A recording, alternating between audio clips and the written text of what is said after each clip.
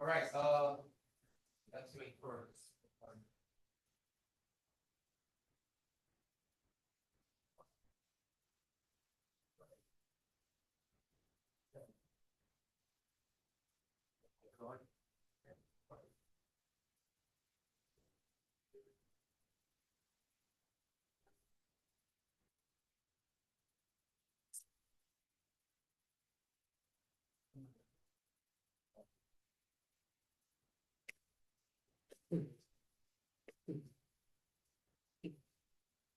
All right. So today's second speaker is Pengfei Zhang from Fudan University. He's going to talk about some interesting scrambling dynamics, which is somewhat continued from maybe a SYK theme. Let's welcome our speaker. Thanks for inviting me to this wonderful workshop. I'm very happy to share our recent works on this scramble theory and experimental demonstration. So my talk will be divided into three parts. The first part is a very brief introduction to the information scrambling, because I know many audience are the expert on this topic. So I will keep this introduction very brief. And in the second part, I will introduce our work on the development of a scramble theory in system with auto interactions. So this work will be based on our collaboration with Professor Pengfei and Professor Alexei Kitaev. And in the third part, I will share our recent progress on the collaborating with the experimental group to test the scramble theory in the solid state system. So to define the information scrambling, let's firstly define the quantum information in the many-body system. So let's imagine we encode a single qubit of quantum information in a many-body wave function. So for example, there are 5 qubits, and we prepare the first qubit in a generic single qubit state psi, and prepare other qubits in the state 0. And we can see that there is a single qubit of quantum information in the first qubit, because we can use some operators to manipulate such a quantum information. Now let's consider performing a unitary evolution. After the unitary evolution, to here, for consistency, we choose the unitary evolution denoted by U dagger. So after the unitary evolution, we know the unitary evolution does not destroy any quantum information. So after the evolution, we can still manipulate this original single qubit of quantum information, but we need to use a set of operators conjugated by the evolution operator U dagger and U. And although we can still manipulate the quantum information, the information becomes highly non-local, because this operators becomes a highly complex operator in the entire system. So to define the scrambling of information, we just need to study the complexity of such operators. One popular complexity of the operator is defined by so-called operator size. So for defined operator size, we just expand a generic operator in the complete basis of tensor product of Pauli operators. So here, alpha is equal to x or y or z, and this I labels different sites. So after expanding this generic operator in the operator basis, we first define the so-called size for the basis operator. So for example, a string operator with n non-trivial Pauli operator, we define it has a size n. And then we define the size distribution of the original general operator by counting the operator weight of operators on the basis with size n. So this is a definition. So by definition, this is a positive semi-definite. So and in addition, you can easily show the summation over n is equal to 1. So this is really just like a classical distribution function. To study this operator size distribution, you just need to extract such a classical distribution function from a quantum evolution. And such a operator size distribution is closely related to the auto-time order correlator. So for example, in the spin system, you can consider the first moment of the operator size distribution function, so which we call it average size. So this average size is related to the summation of auto-time order correlator over different X or Y or Z. And this relation relates the area side to auto-time model correlator. And for auto-time model correlator, we know the basic behavior. For example, let's consider some system with auto interactions or large local Hilbert space dimension. Then the auto-time model correlator, after some initial stage, will show an exponential deviation behavior. So this e to the kappa t. The kappa is known as a quantum Lyapunov exponent. And there will be some scrambling time, which is proportional to log n. After the scrambling time, the auto-time model correlator approaches 0. And using this relation, the average size will increase exponentially in the early time stage and finally saturates to this value of 3n or 4. So how to understand this 3n or 4 is just describe the so-called max operator. So all operators in the system appears with the same probability. Therefore, for each side, the expectation value that each side contributes and non-tribute size is just 3 or 4.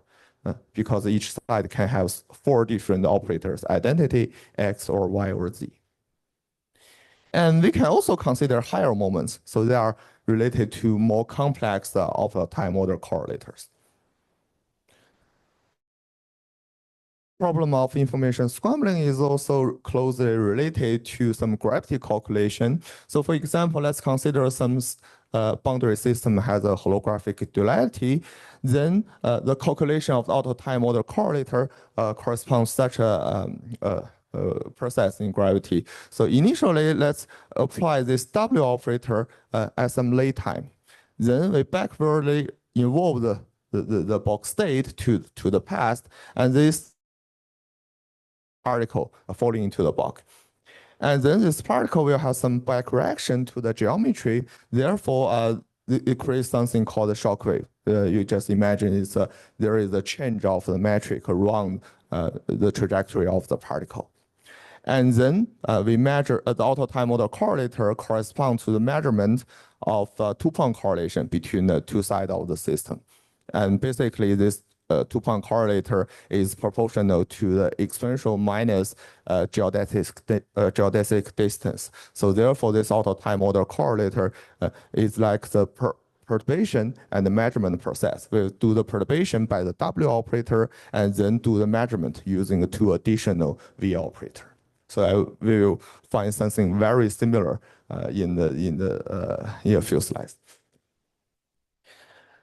So in addition to the previous mentioned so-called shock wave calculation in high energy physics, the information scrambling is also related to very many different topics in both the condensed matter physics, quantum information, and high energy theory.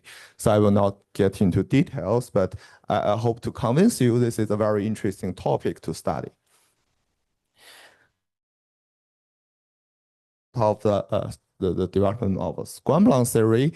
So the main question is, so for example, let's consider some the transports in the traditional condensed matter system. So usually we can study the charge transport, like spin transport in the many-body system. Usually this process is related to some collective mode or quasi-particles. So for example, the density transport is related to a phonon, for example, in the superfluid, and the spin transport can be related to the megaton. So now we are talking about the information scrambling. So this is this is a new transport phenomena of quantum information. So it's very natural to ask whether there are some collective mode that dominate the process of information scrambling. Therefore, to answer this question, we just need to look for the dominant contribution for the auto-time model correlator. But as you know, computing the auto-time model correlator or generic 4-point function in the general quantum many-body system is impossible. So instead of a general quantum system, let's focus on let's firstly consider some simple toy model. So as explained in the last talk, is so-called Sadovia-Kitaev model. So it's a random interacting Majorana fermion model. So here, this J I1 to IQ is a random coupling coefficient. So with a zero expectation and some variance. So this variance is chosen such that the system has a well-defined thermodynamic limit, like extensive free energy. Yeah. And this model, many people are interested in the model, I think mainly because it can be solved using the Lagrange expansion. So for example, if you consider a two-point function, the self-energy is summarized in a very simple formula, which is called the Mellon diagram, which is proportional to J squared times the Green's function to the Q minus 1 power. And we can proceed to the auto-time model correlator, which is a 4-point function. If you use a diagrammatic calculation to analyze the auto-time model correlator using the traditional Lagrange expansion, it's given by a summation over the ladder diagram. Basically, you can do all this calculation and sum up these ladders by some self-consistent equation, but I will not get to details. I just mentioned the final result looks like this. So here, the final result has firstly contains the exponential growing factor. This is just what I mentioned, the exponential deviation behavior. And there's a factor of capital N, which can be obtained by analyzing the 1 over n factors in these diagrams. And finally, there are two additional factors, one only depending on the time difference between these two operators in the future, and there are another function depending on the time difference between these two time in the past. And this final result is very interesting because it has a simple interpretation in terms of effective field theory. So we can imagine we introduce some effective degree of freedom that this thing in the bracket corresponds to the propagator of the effective mode. So because we are talking about information scrambling, we'll call it scrambling. So this is just the propagator of the scrambling, and this epsilon R1 is the scattering amplitude between the two operators in the future and this single scrambling. And the additional factor epsilon A1 is the scattering amplitude between the two operators in the past and the scrambling. Therefore, although we obtain this result with a complex summation of all ladder diagrams, this result it has a very simple interpretation. But this calculation is only valid when this time t is much smaller than log n. So the basic reason is that you are doing a Lagrange expansion. So this is like the leading order correction of Lagrange expansion. So we require this factor to be much smaller than 1. Otherwise, it does not make sense to do the Lagrange expansion. So here, you're requiring this factor much smaller than 1, and it just corresponds to the time t much smaller than log n. If you still remember, this means the time t is smaller than the scrambling time. Then immediate question is how to calculate the auto-time order correlator beyond this early time regime. So beyond this early time regime, we have seen that the traditional Lagrange expansion breaks down, so we need to investigate what we should add to the calculation. So let's imagine we already identify some scrambling mode as here. So let's try to write out an effective action for the scrambling. So here, let's assume this phi field just corresponds to the scrambling. And to write out the effective action, it contains some the propagator of scrambling, which has been given, which is given here, which is proportional to 1 over n e to the kappa t. And because the action is extensive in n, so all other terms like the self-interaction between the scramblings should be proportional to n. So this means all vertex of the scrambling is proportional to n. In addition, there should be some coupling between the scrambling and the external operators. Like for example, let's consider the simplest the degree of freedom, that is a Majorana fermion. So have the simple coupling term like this. Importantly, there is no additional factor n because there is a summation or index I here. Now let's try to draw some Feynman diagram and count the scaling. So So the first diagram with a single scramblon as an intermediate state is just a ladder diagram we just mentioned here. So if you count the scaling of n, it's just which is e to the kappa t over n. And we can imagine this external fermions can emit scramblon twice. So therefore, this leads to the second Feynman diagram. And this diagram is proportional to the square of the scramblon propagator, which is just e to the 2 kappa t or n square. So we can also consider some diagram with self-interaction between scramblons. So you look at this diagram, there are 3 propagators of the scramblon, which contribute to the n to the minus 3 power, but there is additional interaction vertex. So this interaction vertex is again proportional to n. So here we obtain this n to the minus 2 power.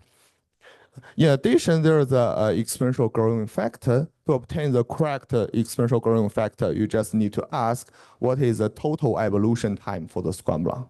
So here, for example, for this loop, this loop is not enhanced by the e to the kappa t because it begins and ends at the same time point. And finally, you can imagine some other diagrams. So for example, there's a split, the one scramblon split into 2 at time t2, and then these 2 scramblons will merges at time t1. You can also do the similar counting for this diagram, and the result is given by this formula. So now, if we consider the early time regime, so early time regime means this original regime with time much smaller than log n. So for example, let's just imagine time t is the older one. Then we just need the diagram 1 is dominant because it contains because this diagram is proportional to 1 over n, or other diagrams are proportional to 1 over n to the second power. However, we can consider an alternative limit. So now let's imagine the time t is of the order of log n, such that the propagator of the scramblon is order 1. This defines a new Lagrange limit, which is different from the traditional Lagrange expansion. So in this new Lagrange limit, we need to take into account all this exponential growing factor and ask what's the scaling in n. So this requires, this leads to this first diagram is order 1, and the second diagram is also order 1. And this diagram with self-interactions is order 1 over n and can be safely neglected. Finally, this final diagram is proportional to 1 if this t1 is close to t and t2 close to 0.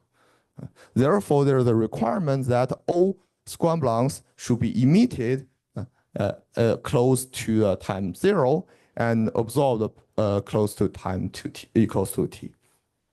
Therefore, if you summarize all these different diagrams contributes to the leading order of 1 over n, it takes the following form. So here we define some general scattering amplitude between 2 external Majorana fermion operators and m scramblons, and there is another scattering amplitude in the future. So we denote these 2 scattering amplitudes by upsilon Rm and upsilon Am. And there is additional propagator of the scramblon, and if you just use the Feynman rules defined by these factors, we obtain the final result for the auto-time order correlator. So this is expected to be valid beyond the early time regime. But now the problem is how we can how to determine this upsilon Rm, upsilon Am, right? So they are quite complex functions in general. But I will not get into that details. That's explained in our work. But I will just explain some basic idea. So the basic idea is to condense the scramblon. So this means in the previous slides, we are calculating everything by assuming this phi has some two-point function and do the Wick theorem. But now let's assume the phi is equal to some constant. Therefore, when we compute the two-point function, we just compute two-point function, but this two-point function receives the contribution from the scattering between the external fermion operator and the condensation. Then we need to sum up all these contributions. So if we can obtain this two-point function with a condensation of Squamblon, we can then do the Taylor expansion to obtain all this scanning amplitude. So in addition to this f function, we can also introduce some useful functions. Like for example, let's define h function by requiring the Laplace transform of this h function is just the f function. So this is the definition, and then using these auxiliary functions, this h and f, we can rewrite the summation of the auto-time model correlator in a very physical way. So here, by expressing this epsilon Rm using this integral formula, we can do the summation over m, which convert this epsilon Am into the f function. And if you still remember, in holography, the picture is that we create the perturbation induced by the W operator and then do the measurement by the V. So here, this result is similar. So this H function is a distribution function for the perturbation strings induced by the operators in the future. After this perturbation, we do the measurement using using operators in the past, and this is how we probe this perturbation, and this is related to how we measure what we measured of the two-point function of what we measured with the condensation of Squamblon. So this also means that for generic system, at least for now, at least for SYK-like system, without knowing whether the system has a holographic interpretation, we already see the auto-time model correlator shows a similar structure as the holographic theory. So finally, let me show you in a simple solvable model called the Brownian SYK model, we can actually determine all the scanning amplitude with epsilon m. So this is the final result. So we summarize this result for the epsilon m using this f function. So here we do not have a subscript r or a because they are equal. So the system has a time reversal invariance.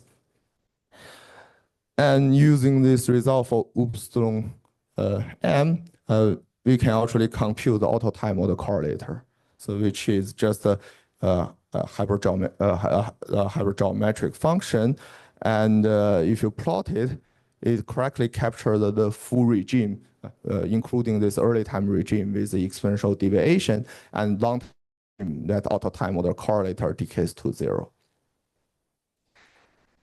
But if you remember, this is only for the auto-time model correlator, which is related to the first moment of the optical size distribution. So actually, we can further compute the full optical size distribution by using so-called optical state mapping. But I think I will not get into details. But I just show you the result. So the calculation is very similar. We just sum up all different contributions from Squamblon diagrams, and the result is rather simple. So here, this P is the optical size distribution function, which can be expressed by a simple integral over this H function and F function.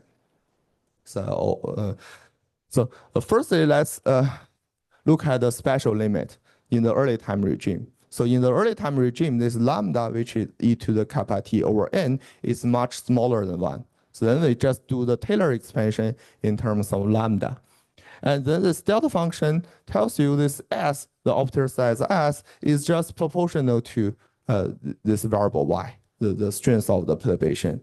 Then you just completing this integral over y, you find the optical size distribution in the early time regime is just the h function. So just the perturbation strength induced by the single pair of operators in the past. However, if you still remember, this h function contains the complete information of the Square-Blanc theory. If you do some integral of the h function, this gives you all the scattering amplitude between the Square-Blancs and operators. Therefore, with this early time optical size distribution, actually you can compute or make predictions of the late time optical size distribution. So this leads to a self-consistent relation size distribution and the late time optical size distribution. So this can be used as a criteria for some theory satisfying the Square-Blanc field theory. So in addition, I also present this analytical result for the Brownian SYK model. And this is a simple plot for a different time. And the right-hand side will also present the result for the first few moments. And these solid curves are theoretical predictions by a simple integration over this distribution function. On the other hand, there are some data points. So these data points are from numerical simulations because the Brownian SYK model can be mapped to some bosonic collective mode and can be used to do large-scale classical simulation. So here is, if I remember correctly, we do a simulation with the system size n equals to 100. So we find the theoretical prediction and numerical result matches to good accuracy. So in addition to auto-time order correlate,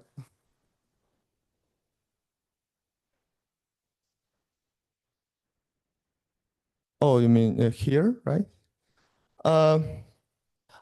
Actually, this peak near s equals to 0 is non-universal. It depends on the scaling dimension of the operator you are computing. For example, let's imagine we can compute the optical size distribution of a single Majorana fermion operator. This leads to something like this. But you can also compute the optical size distribution of 3 Majorana operator. They will not show the peak at s equals to 0. Actually, I don't think this is a universal feature. So sorry, I don't have a better answer. In addition to the OTOC and optical size distribution, so I want to show that we can use the Square-Blanc theory to do more calculations to almost everything related to information scrambling. We can apply the Square-Blanc theory to obtain the prediction. So for example, in this paper, we study the scrambling transitions in open quantum systems.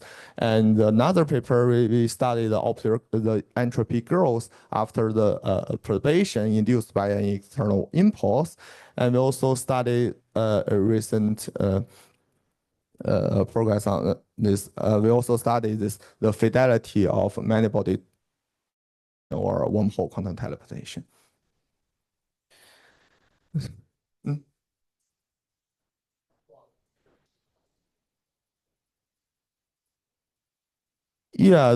Yeah, very good question. Although we propose the Square-Blanc theory based on the original SYK model, we will expect a generic feature for 0+1 dimensional systems that is chaotic. Explicitly, I will demonstrate that using some Brownian circuits and complex Brownian SYK model and Brownian SYK and the large Q SYK. I will explicitly show all these models can be nicely captured by the Square-Blanc theory. You mentioned that Square-Blanc theory holds only for early time? No, it holds in both the early time and the intermediate time. It can correctly capture the behavior auto-time order correlator, including the early time exponential deviation and the saturation to 0.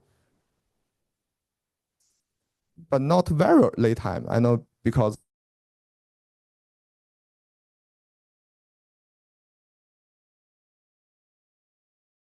log n, but not proportional to n.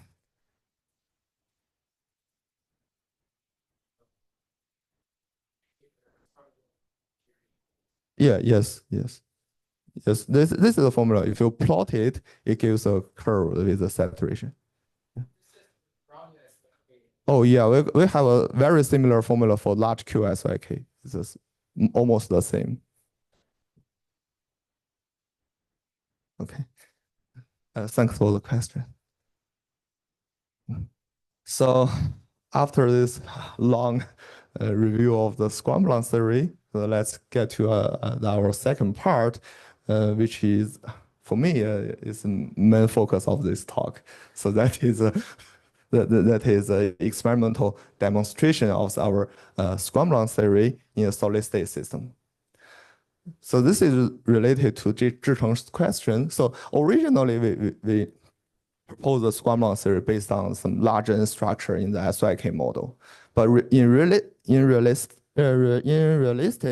so the system, for example, solid state system, there is no simple large N structure. So it would be interesting to ask whether the Scrum theory also holds in such a realistic system. And there are some simple requirements. Firstly, the system should be chaotic because it should show some exponential growing behavior captured by the Scrum law. And secondly, the system should be, in some sense, auto-interacting. This is tricky because all realistic system has some locality in it.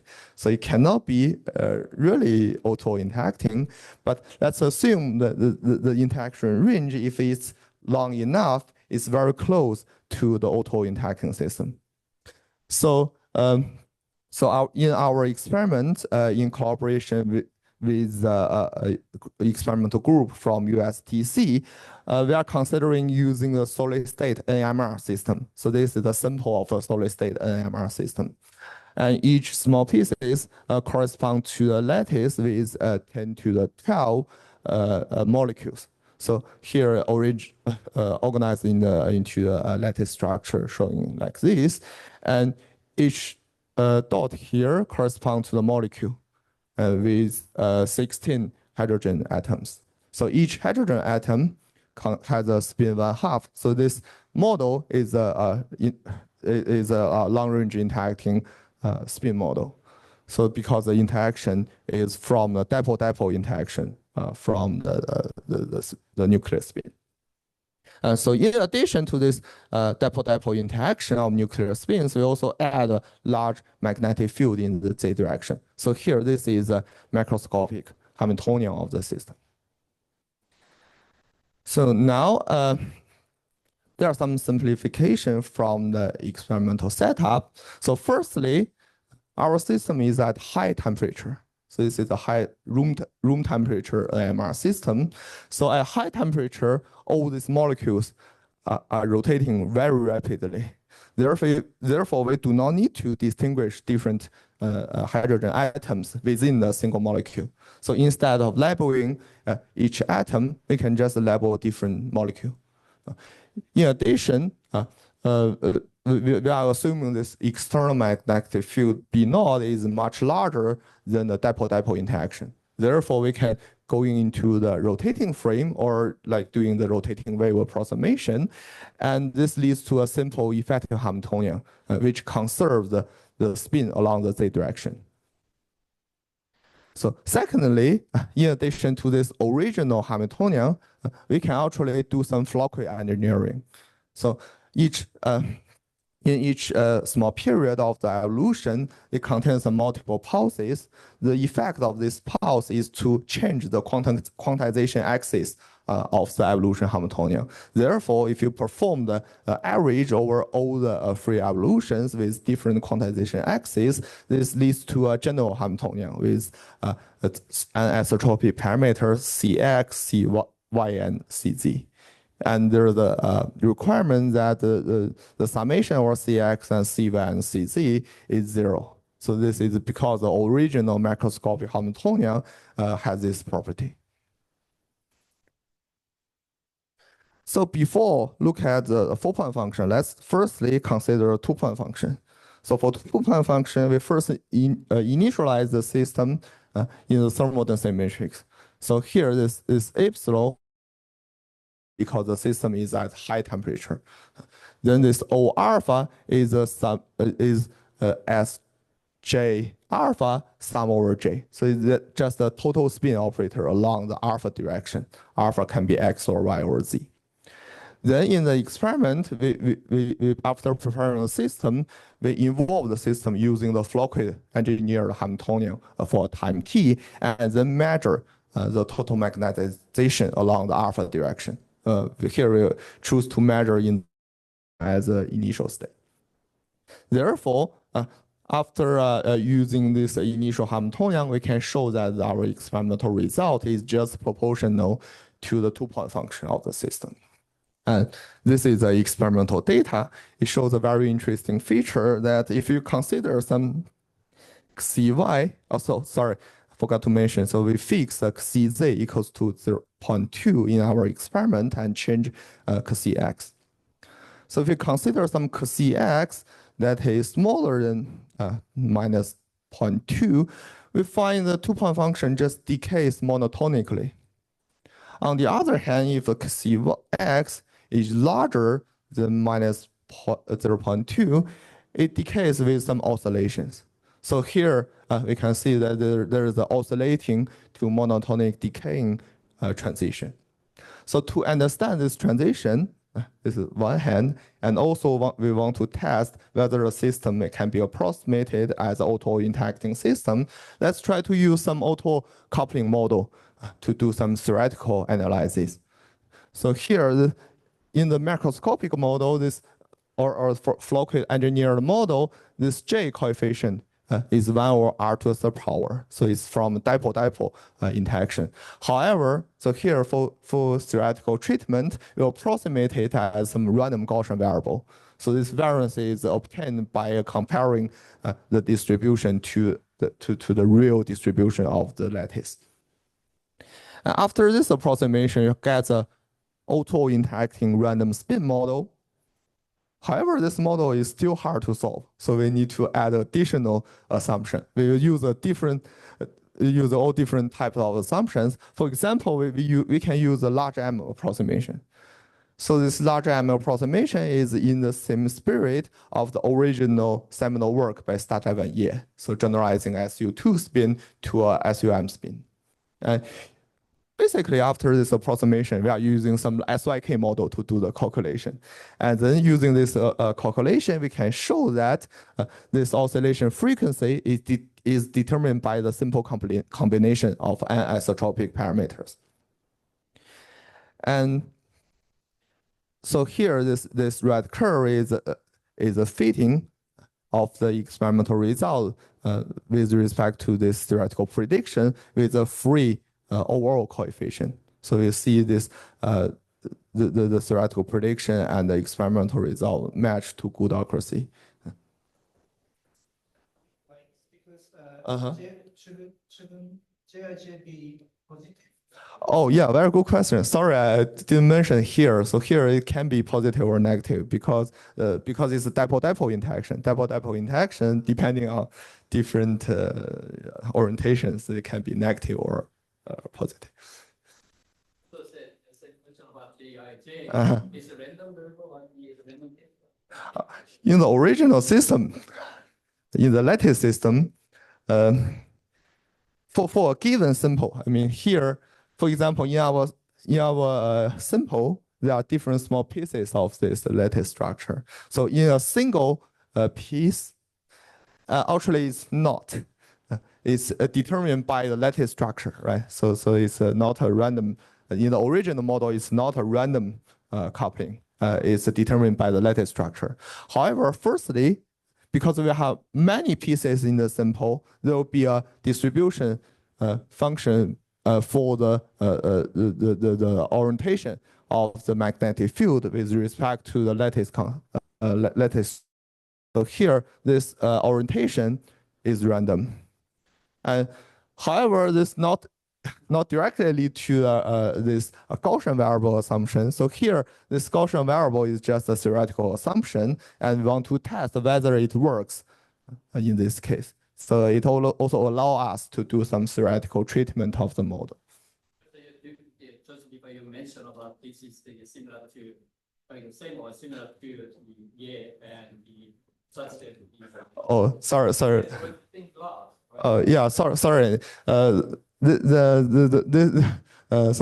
For at this stage, it's not related to study of year. This is just additional theoretical assumption which allow us to do some calculation.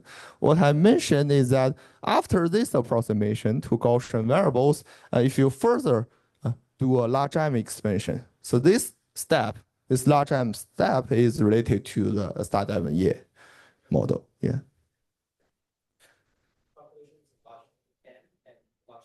Yeah, large N. First, they take the large N limit, then take some large spin limit. Yeah.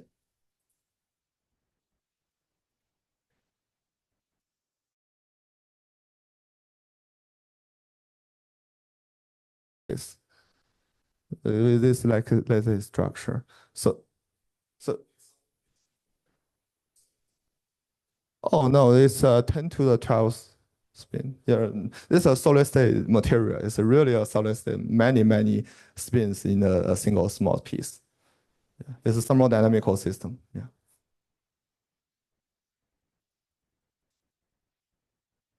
Okay. Yeah, well, in addition to the large M expansion, we also try to use some other method, for example, exact diagonalization, but only for very small system, as you know. And also we try to use a mean field theory where we just assume each spin is classical. Although these different approximations are really different.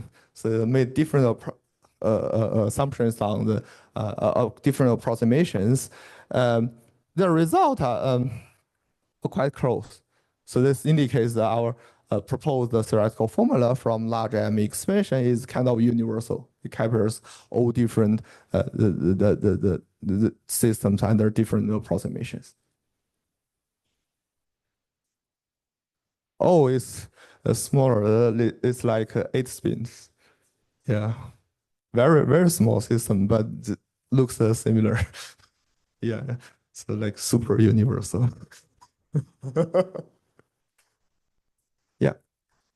So this also justifies our system, at least for these observables, can be understood as some system with auto interaction, with random auto interactions.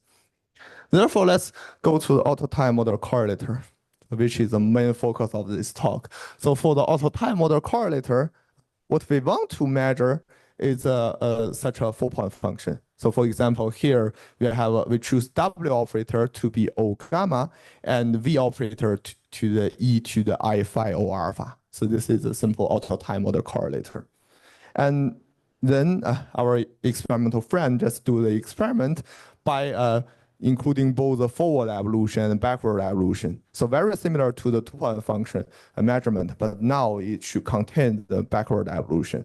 So after initializing the high temperature initial state, firstly perform a forward evolution, and then we need to apply this rotation e to the I phi O alpha by an additional pulse, and then we do the backward evolution. Finally, after all this evolution, and we do the measurement of O gamma. So this leads to if this backward evolution is perfect, this leads to the target, the measure observable, which is auto time model correlator. But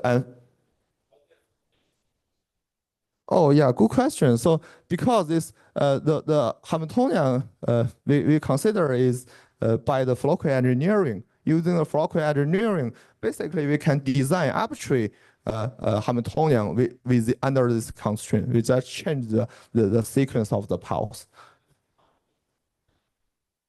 Oh, we can change the sign. We can make everything to minus, like KCX go to minus KCX. We can do that. So because in the original Hamiltonian, the free Hamiltonian under this approximation, it contains a plus sign or minus sign. So after average, you can do arbitrary Hamiltonian, basically, with the constraint.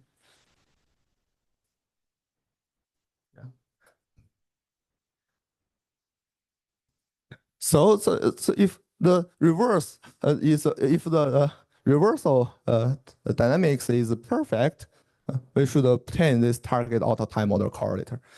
But in experiment, you can never do a perfect time reversal, right? So there is always some error. For here, one reason is that you can reverse the C of this average Hamiltonian. But in the Floquet engineering, there are higher order terms. This higher order able to manipulate precisely. So we just do not consider them, and they serve as some error. Therefore, if we assume the forward evolution Hamiltonian is H, the backward evolution is actually H plus minus H plus minus delta H. So there is some error.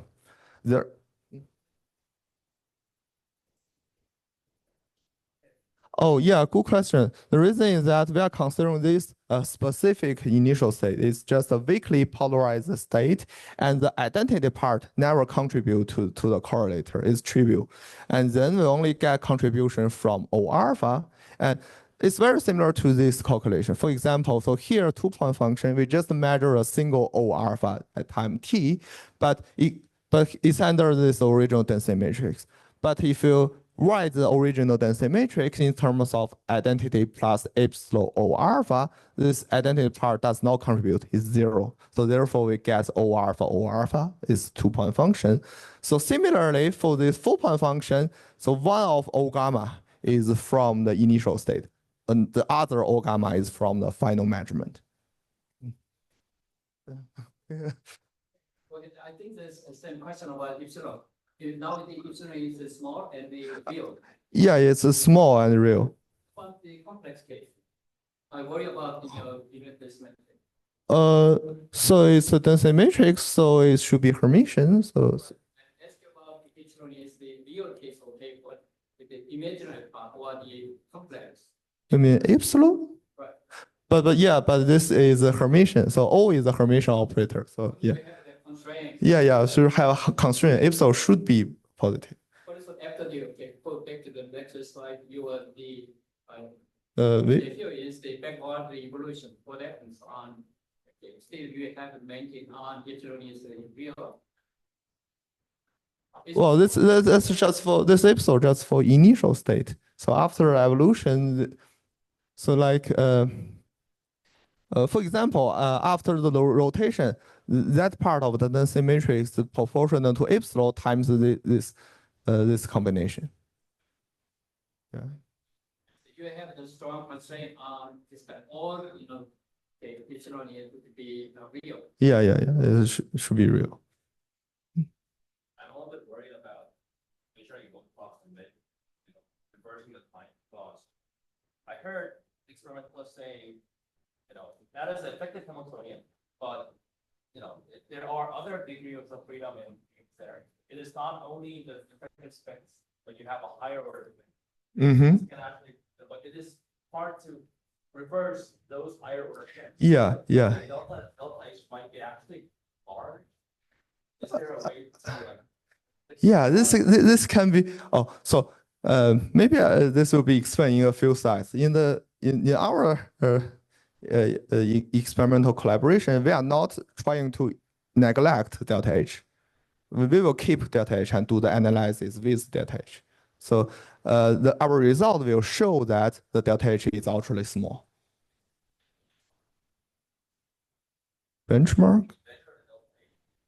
I think our experiment provides some way of measuring delta H, as explained in a few slides.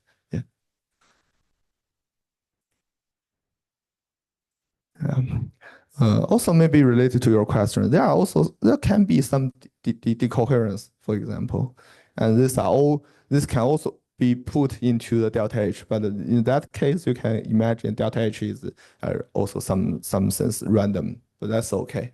So in our setup you can consider or consider delta H. There are just some some imperfectness of the reversal dynamics. That's all captured by our theoretical analysis in a few slides.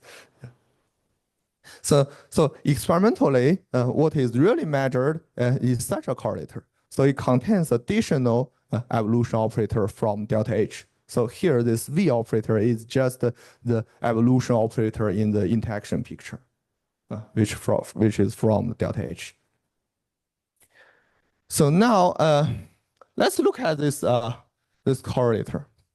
So firstly, dynamics, we just get our target auto-time order correlator. Such an auto-time order correlator can be calculated using Squam-Blanc theory. This means this pair of O alpha operator can emit Squam-Blancs, and the Squam-Blancs are absorbed by the O gamma operator. Yeah, yes. And we can also consider a different limit where we just set phi equals to 0. So we do not do any rotation at the intermediate stage. So in this case, we get a correlator between O gamma and V. So this correlator takes a similar form as the previous correlator. So this means this is also auto-time order correlator, but this is auto-time order correlator between the interaction picture evolution operator V and O. And this means we can also do the expansion in delta H, and this means the delta H operator and the O gamma operator can also interact through Squam-Blancs. Therefore, you can imagine we're doing a Squam-Blanc calculation for this complex correlator by including all different contributions. Where so here this source term is from delta H. We can also have source term from O alpha. Sorry, it should be O alpha in the notation, and we can sum up all different contributions from arbitrary Squam-Blancs. And after doing that, you get a result described by the F function. But for now, F function is still kind of arbitrary, so we do not know how to compare to the experiment. So here we take a simple assumption. If you check all the previous results on the soluble models, including I mentioned the large Q SYK model, Brownian SYK model, and Brownian circuits, all the F function of these models takes the same form, takes this form. So here, this delta is like an effective scaling dimension of the operator. And this C is additional coupling constant between the Squam-Blanc and this external operator. So here, we also take this assumption. So instead of our general F function, we just assume this experimental system has an F function with this form. But this C and the delta are fitting parameters. And using this result, we can this F function measured by experiment with the imperfect reversal dynamics into a simple form. So here we have a different coefficient, A gamma, B alpha gamma, and delta gamma.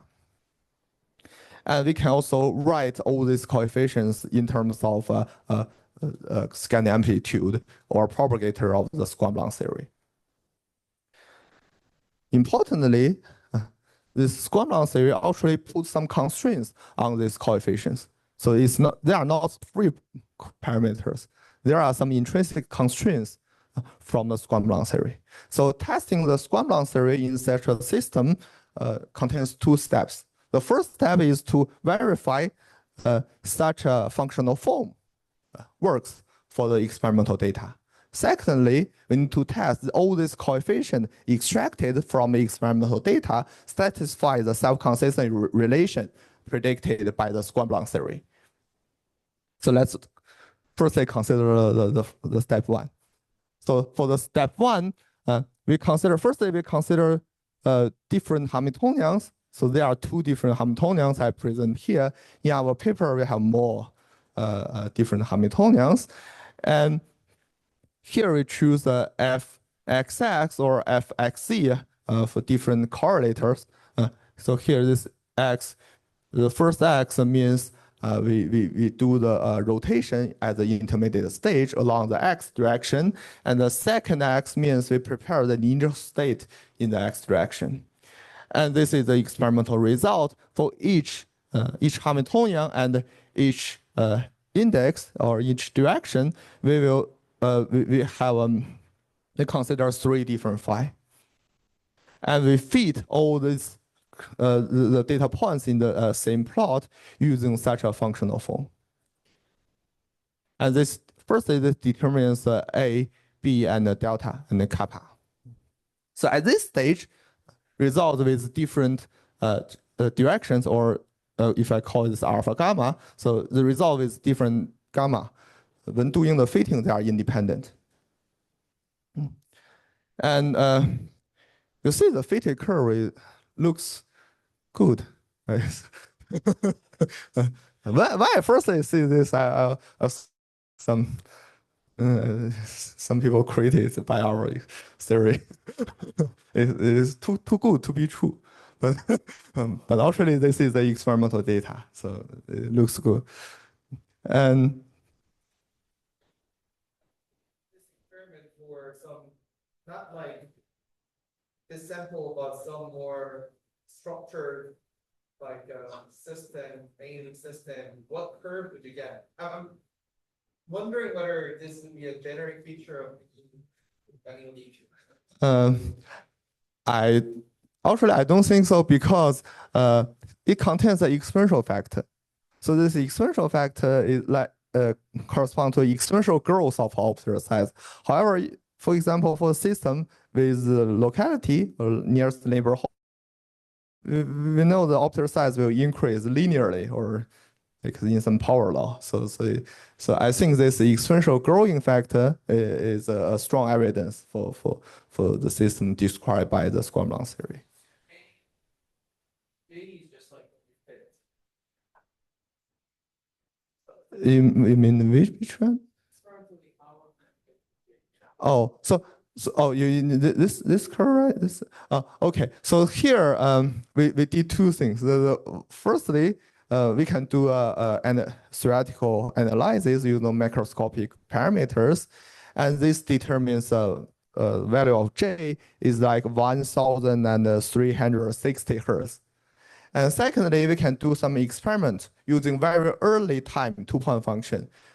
You can do some perturbative calculation and compare to the experimental result. And that gives you J equals to 1,420, like that. So it not the match to good accuracy. So you expect it's I think it's okay for using this J. But I also hope to emphasize our results does not rely on a precise determination of J, because it just scale all these kappa parameter. Yeah, the curve, the shape of the curve does not change for arbitrary J, right? Okay, so next step is to test the self-consistent relation of all these results, A, B, and delta fitted from the experimental data. So let me firstly explain what is a self-consistent relation. The first self-consistent relation is that this kappa is a quantum Lyapunov exponent, or is a propagator of the Squamblon. So it should not depend on alpha or gamma. Right? So it's an intrinsic property of the Squamblon. Secondly, this A and delta, which is just this coefficient, they are non-trivial even if we turn off phi. If we set phi equals 0, we do no rotation at the intermediate stage. Therefore, this should not depend on gamma. Should not depend on alpha. So alpha is the direction for the intermediate rotation. So we can just turn it off. This means this A and delta should be independent of alpha. So this is tested in these two plots. So here, this purple points are quantum Lyapunov exponent fitted for different alpha and gamma. So the dashed line is their mean value. So we see there is a the matches to good accuracy. And we also present the result for A and delta.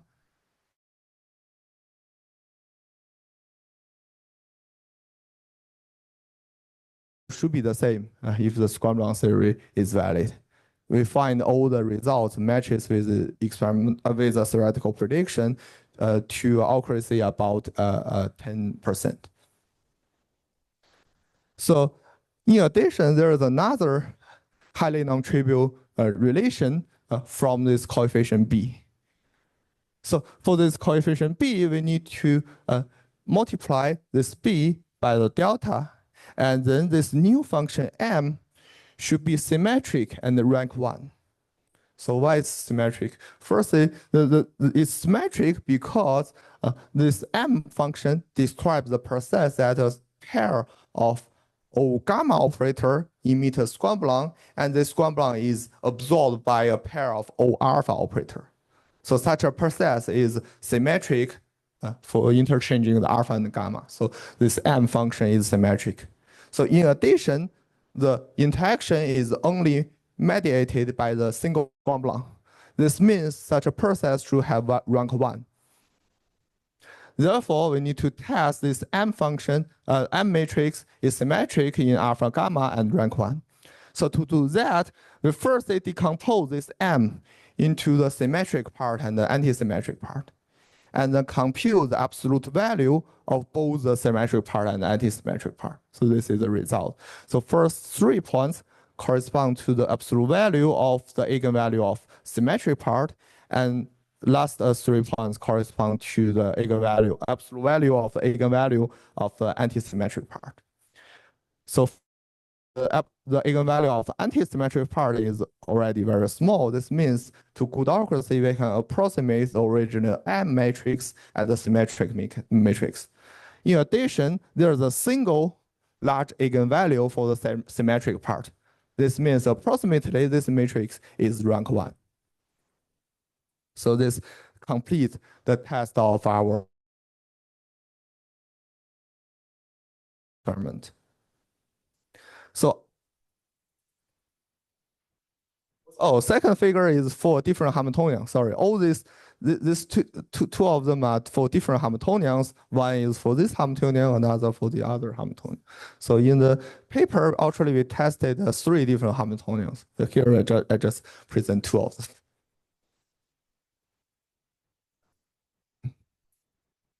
Okay. So with this knowledge, we can actually do some error mitigation. So the reason is that we have, using this formula, we have already separated out the contribution from the delta H and phi. Therefore, we can just turn off the contribution from delta H to get the error mitigated auto-time model correlator. So this means we just neglect this term and using the fitted value to plot the result for this function. This gives you the error mitigated auto-time model correlator. So this is presented using this solid line in blue. And the experimental result without error mitigation is this green curve, green dots. And we also compare our result to a standard error mitigation method by dividing this auto-time model correlator with phi and without phi. The result of this standard error mitigation in the literature gives you the right curve, so which predicts a wrong, qualitatively wrong behavior as time when time is larger than Scrum-Blanc time. Okay. So I think this is the end of my talk, and today I'll explain some of our theoretical and experimental progress on the Scrum-Blanc theory. The Scrum-Blanc theory is originally motivated by the SYK calculation using some ladder diagram calculation, but we can also demonstrate this theory in the solid state and MR system. Thanks for your attention. I'll just take one question.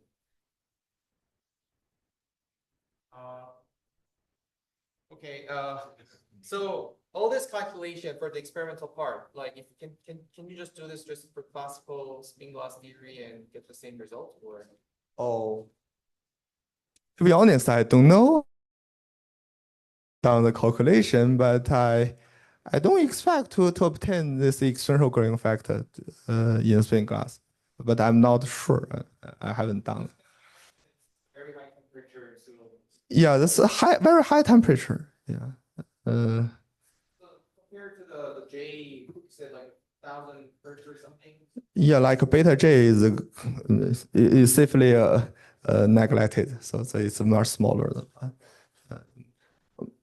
I think it's like 10 to the -7, something like that. It's really a very high temperature. But still, you think the like classical description of this physics may not predict the. Yeah, I think the reason is that we are considering quantum dynamics, not some thermodynamical property. So for example, even at the infinite temperature of Brownian model, right? Brownian circuit and Brownian SYK, they have some quantum many-mode chaos. So it cannot be predicted by a simple classical calculation. Okay, yeah, let's thank the speaker again.